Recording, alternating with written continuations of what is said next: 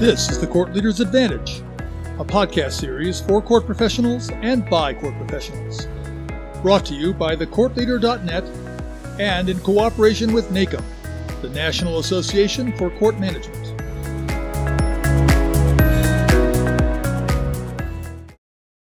Numerous organizations, including courts, are embracing diversity, equity, and inclusion. With that increasing acceptance, we are also seeing increasing resistance, and it is important to address that resistance directly. I'm Pete Kiefer, and welcome to the Court Leader's Advantage podcast series. In the December episode, we discussed the question, can hiring criteria, particularly for managers and supervisors, be objective? This month, we're going to explore the growing question, is diversity, equity, and inclusion a zero-sum proposition for white employees? Michael Norton and Samuel Summers, both from Harvard University, surveyed 417 citizens on their conception of racism in America. Several of their conclusions are worth noting. Overall, anti-black bias has been declining over the years. White responses perceive that anti-black bias has been declining at a rate even faster than that shown in responses from the group overall. Black respondents perceived anti-white bias as almost non-existent. However, white respondents perceive that anti-white bias has been growing since the year 2000. Whites now see anti-white racism as a bigger problem than anti-black bias. And anti-white racism is seen as a zero-sum situation.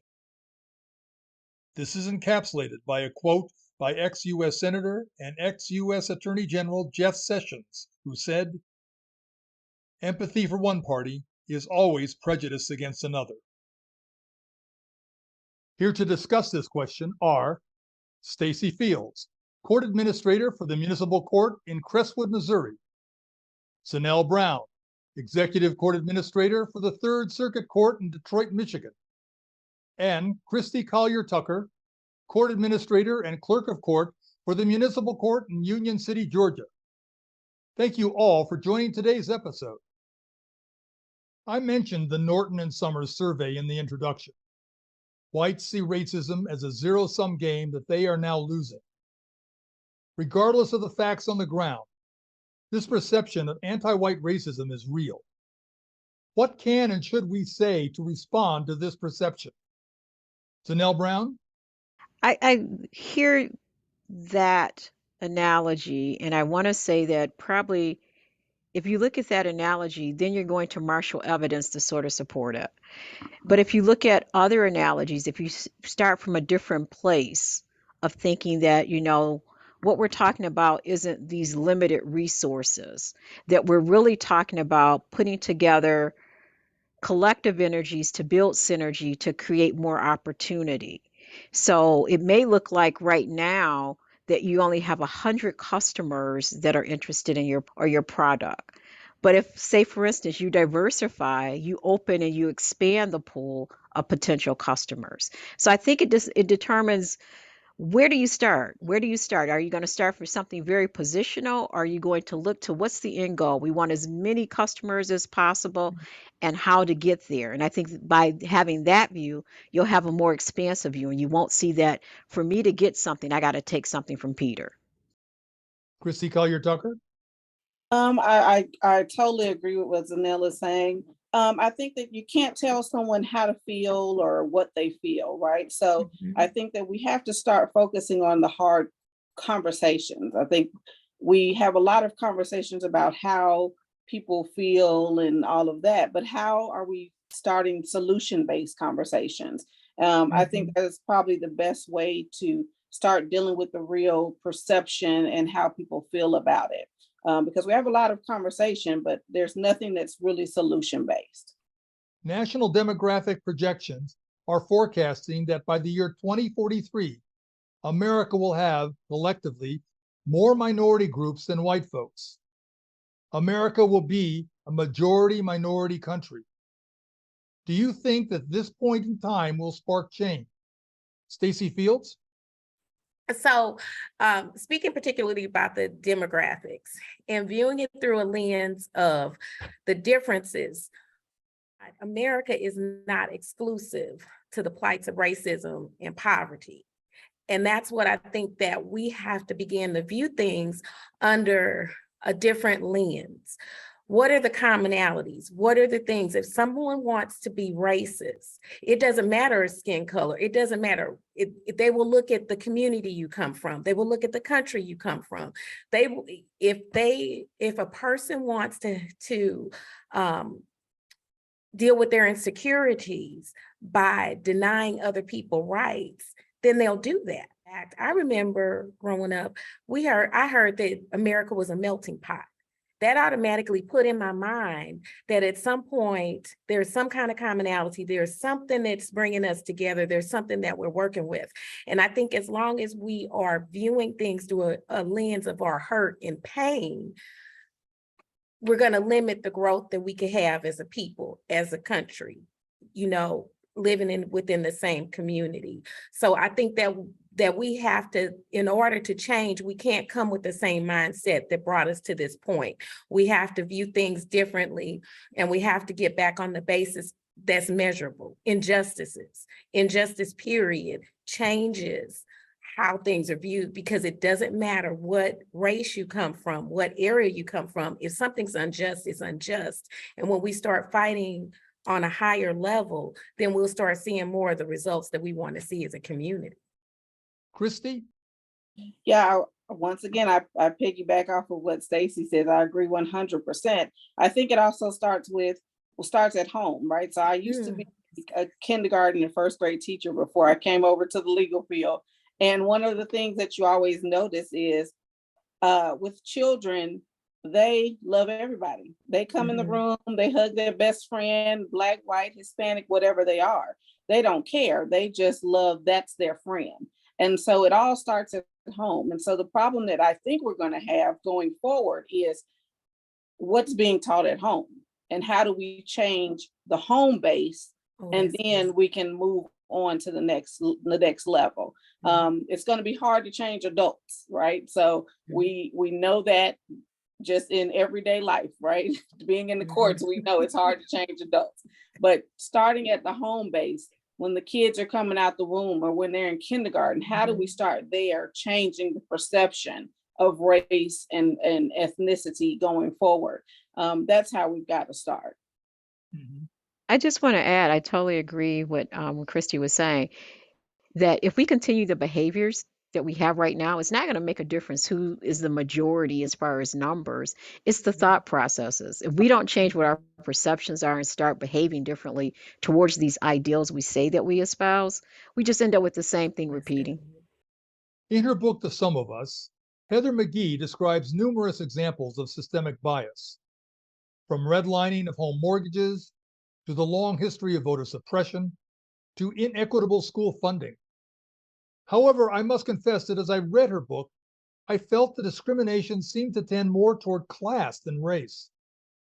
As a society, do we have an antipathy to the poor that is an aversion even stronger than racial bias? Zanelle? I would say both exist. There's an aversion and antipathy towards race as well as social class, but I think they're intertwined. And when you try to separate them, it's almost like, well, which one is worse? They're both bad. I don't know which one is worse. And I think even when you look at the social economic, you'll still find racial pieces there. That if someone is poor and white, they still feel it's better than being poor and black, that type of thing there.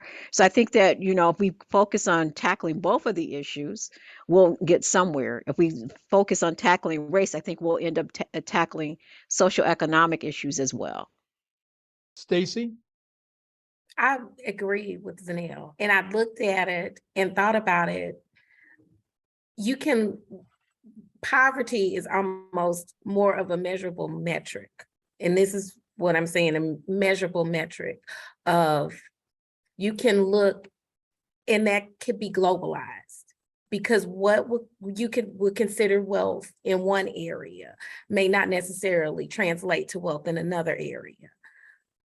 Race is a little different, because we look at colors of skin. But what happens when you move to another area where the colors of skin are the same, but maybe there's just different tones and you're still having those experiences?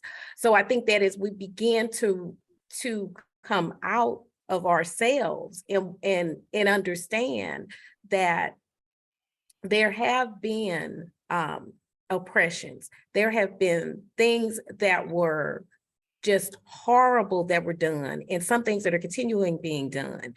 But acknowledging what's going on and acknowledging that pain does not mean that the next generation can't be part of the solution. It doesn't mean that these people are blind and can't see that these injustices are being, carried out.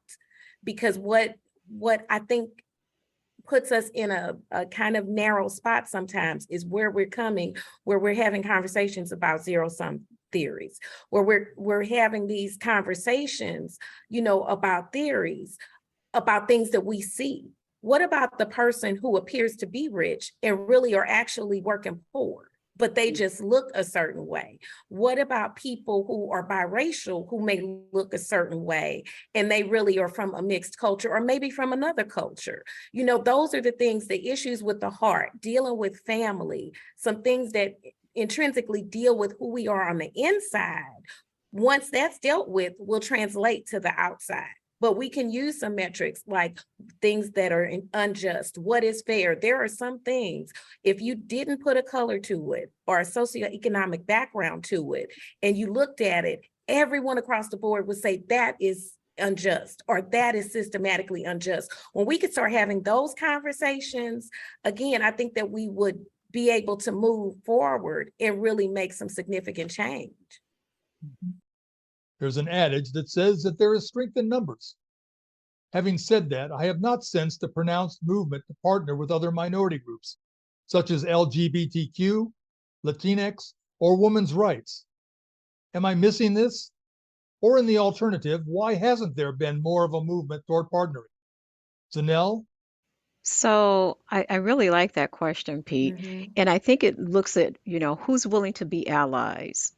And that can fluctuate according to what's going on in society, what seems to be the topic or the diversity dimension of the day or something like that. So think about when you saw the killing of George Floyd. Everybody rushed and said, hey, we're allies, Black Lives Matter. As it goes down, it's not convenient anymore. Some other things have happened. A pandemic is still going on. We need to address that.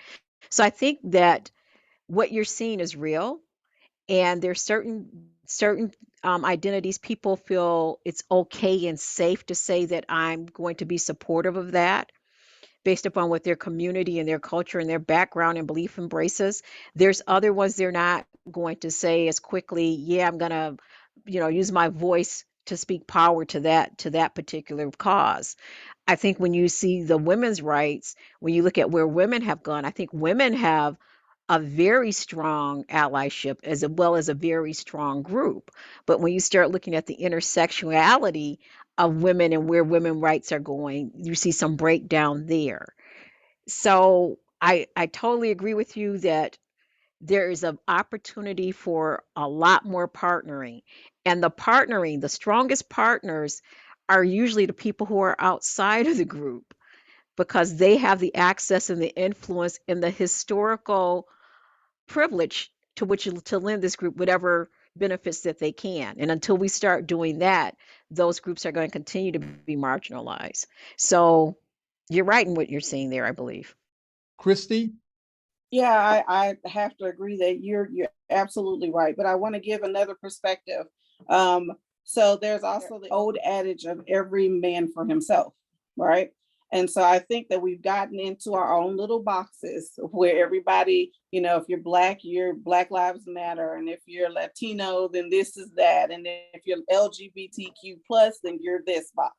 And so what we have to start realizing is that as a Black woman, I'm a Black woman, I'm Black, I'm a woman, I may be under 40 or I may be under 50 or maybe over 50. So then there's the age factor. So we've got, some of us are in a lot of boxes, and so we've got to think about that from the perspective, like Zanelle said, it starts with outside of the group, right? So maybe the leaders are focused on those groups, but we as individuals need to maybe come together and say, you know what, I'm in a couple of boxes. So let me, pull in a couple of these boxes, and then then we'll start partnering, right? Because you may be a Black woman who is also LGBTQ, right? So you just got to start putting all the boxes together. I think we've just been a country of everybody's in their own little world. And we've got to start stepping outside of those boxes if we're going to make any difference on coming together and making change.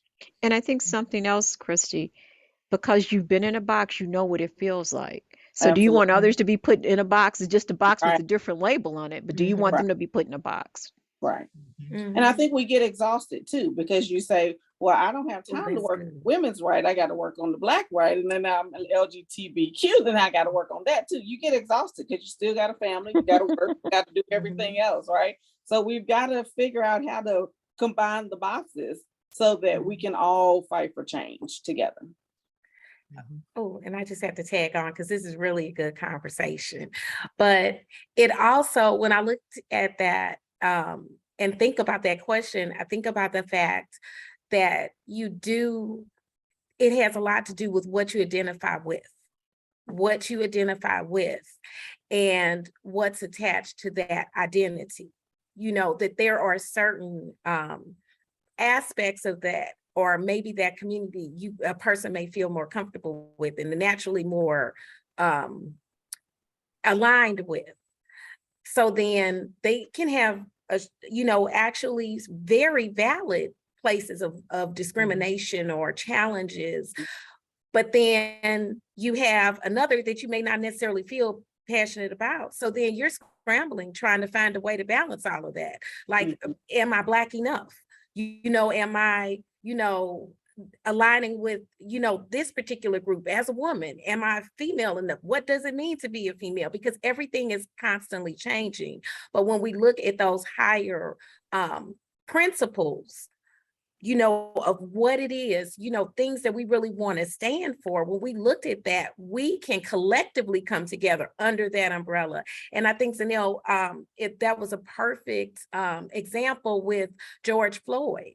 At that point, everyone knew that was wrong. Intrinsically, that was wrong. No one should feel unable, not only for George Floyd and what he had suffered, but the people who stood by, who felt helpless, that they couldn't do anything to help because of, that circumstance. So everyone got under that umbrella. And then in order for us to get along, then people said, well, I've been hurt more than you. So I think that you need to acquiesce to me because I've been hurt more than you. And I think when we start getting into that, we start moving into more elementary things, not unlike preschool, like you hurt me, and I need you to hear me. And sometimes we just need to realize we're fighting the same fight when we look a little bit higher than what our pain is. There are other specific efforts underway, such as Ban the Box to stop companies from using felony convictions as a bar to employment, and Scrap the Paper Ceiling to stop companies from using a college degree as a requirement for a job. Do these movements help or hurt diversity, equity, and inclusion? Stacy? I think that there has been some prejudices in some ways that was used, to work against it. But if we look at it in a broader sense, I don't think necessarily scrapping that is going to help diversity, and equity and inclusion or not. And this is the reason why. Depending on the type of felony someone has committed, realistically, we are looking and rooting for someone to better their lives and do better. But if you have a particular type of felony and you've embezzled, I'm probably not going to want to hire you in a bank. And it doesn't have to do with your race. It doesn't have to do with your, even you serving time, but that might not be a best practice. You may need to be in another portion or another place. Scrapping the ceiling, I think it's going to be a challenge, because if we look at the national debt for student loans, We have people who are hiring in at positions. If they have $120,000 or more in student loan debt, or even less than that, and someone comes in, even though they may particularly have skills and have a skill set, sometimes they still may not, they may say on paper, I'm not going to pay attention to that. But they're looking at, okay, when you walk in, if I look and see you have a resume, and on the resume, you've gone to the same college I've gone to, that speaks to the culture. I have an idea of what your ideas are. This kind of gives me a little bit more leeway on, okay, I don't have to build a bridge to you as much because we come from the same area. And I don't think necessarily, I think that all doors should be open, but I think that interconnectedness of us internally making changes and making connections personally on a one-on-one level will be more beneficial for that. On paper, yes, it would be good to exclude those, but we can't overcorrect the mistakes that we've made prior. We have to look at what can we really do on a one-on-one basis to really open some doors. And like Zanelle said earlier, create opportunities for people to be able to move forward so that we can, have a much more diverse workforce. Christy? I think it's a double-edged sword. Kind of what Stacey is saying. You have those, if you've got a embezzlement, then yes, you should not be working at the bank. On the other hand, when we look at the statistics of who is incarcerated and who has the felonies, then we have to look at how is that really benefiting those people, right? Because depending, if you're in California, there is, I think, a 23% of Hispanics have felonies. In Georgia, it's 23%. Of the 8% of felons in Georgia, 23% of those are Black, and 40-something% is Black males. So you're talking about a huge population of people who cannot work in a lot of places. So I really would stress to some of the smaller companies or your Dollar Generals, your Family Dollar, those companies, they're not small companies, but those places where it may not matter as much. Certainly they can't come and work for the court, but maybe they can go to Dollar General. I think that we all need to maybe have some hiring practices that are a little bit more strategic for those kind of situations. Because no, they can't come out and go to just any job. So you do have to have it there, but at the same time, they need to work. They need to come out and work, right? And be a productive member of society so that there isn't recidivism. So it's a double-edged sword on how you handle it. But I really would implore some of these companies that don't need as much of a stringent policy to kind of create something for those. And you have a lot of nonprofits that do that, which is great. But it's just kind of one of those things that we have to be very careful about. So, Peter, I would add that our court is going to have a program where they're working with companies. So instead of people being incarcerated, that they can actually have jobs. And so they can be a productive citizen. And the other piece I would add is that, oftentimes we have nice slogans, ban the box, scrap the paper ceiling. We need to have further discussion on those. There usually isn't a one size that fits all. We need to see if there's some systemic issues underneath there, and then choose, are there bona fide reasons why we have employment restrictions? Is there a bona fide reason that this job requires a college degree, but maybe another one doesn't? That's good. And I think sometimes we default to what's convenient and easy, but just like this conversation, there's a lot of viewpoints. And if you can get all those viewpoints around the table and everybody has an equal voice, I think you'll end up with some great conversation and some solutions, just like Christy was pointing out from the beginning. You got that solution-based conversation going and we can solve some problems. Finally, what advice do you have for those tuning into today's episode? Sanel? Again, there's a lot of different perspectives.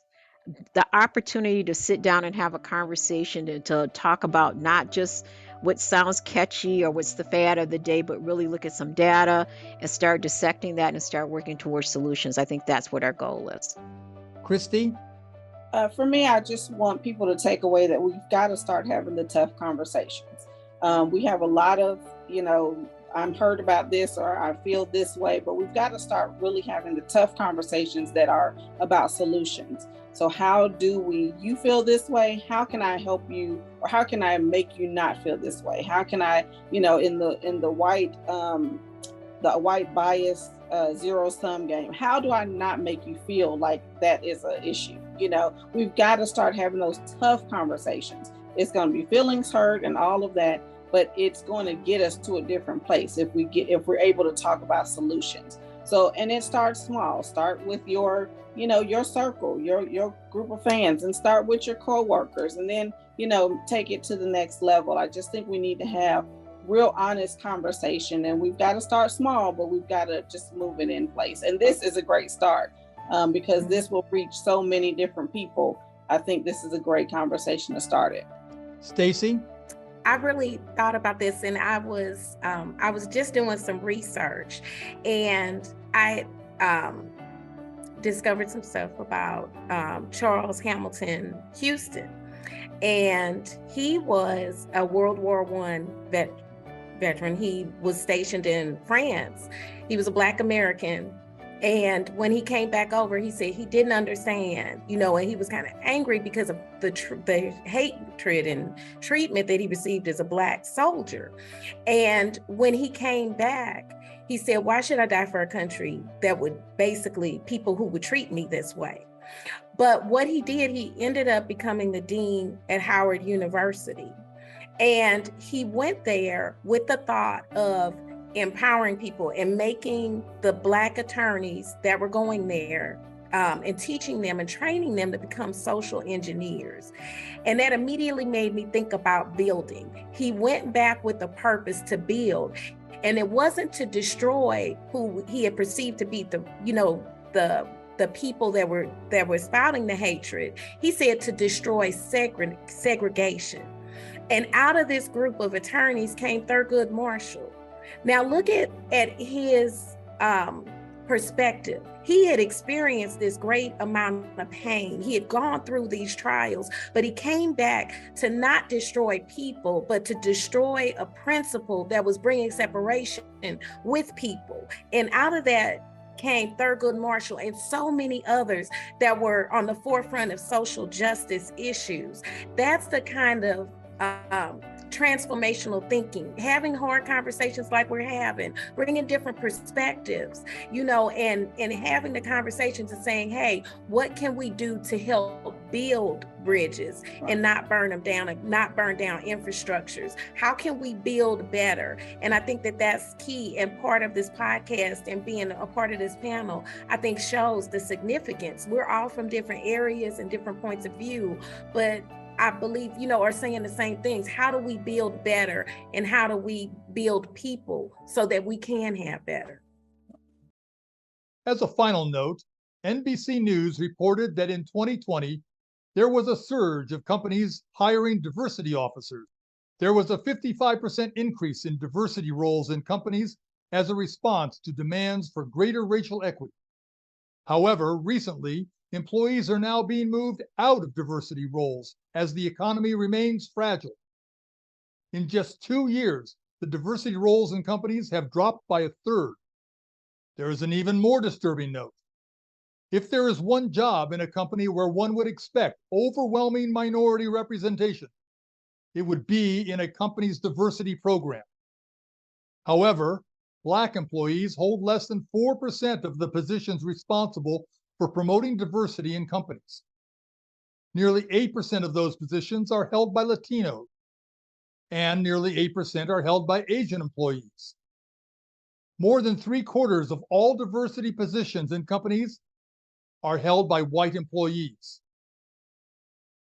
We've made a lot of progress, but it appears we still have a long road to travel. I want to thank Zanelle Brown, Stacy Fields, and Christy Collier-Tucker for discussing their thoughts, opinions, and experiences on the debate over this most difficult topic. This issue is not simple nor easy to address, but it definitely needs to be examined.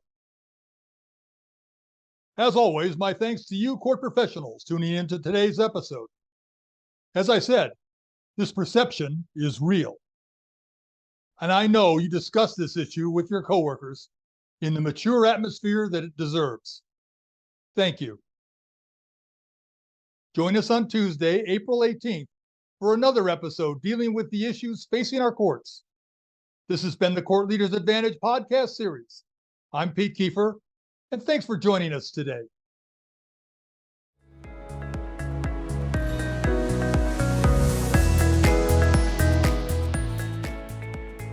Thanks for joining us today. The Court Leaders Advantage is a regular podcast on courts and court administration. Today's episode will be available on our website, on YouTube, on Facebook, on iTunes, on LinkedIn, and on Twitter. Become part of the conversation. If you have questions, comments, or ideas for future episodes, email us. Our address is CLApodcast, that's all one word, @nacomnet.org. Did you hear an interesting comment by one of the panelists that you would like to listen to again, but you don't want to search through the entire episode to find it? The additional resources section of the webpage contains a question time marker sheet. Just find the discussion question on the sheet, and next to it is the time that question was asked. You can then quickly fast forward to that time in the episode and listen to the panelists' comments. Remember, if you don't have time to watch an episode, you can always listen to the audio version. Listen in your car or on the bus on your way to or from work. You never have to miss an episode. I'm Pete Kiefer, and on behalf of our guests, the Court Leader website, and the National Association for Court Management, thank you, and have a great day. The views, information, and opinions expressed during this episode are solely those of the host and the individual presenters. They do not necessarily represent the position of the National Association for Court Management.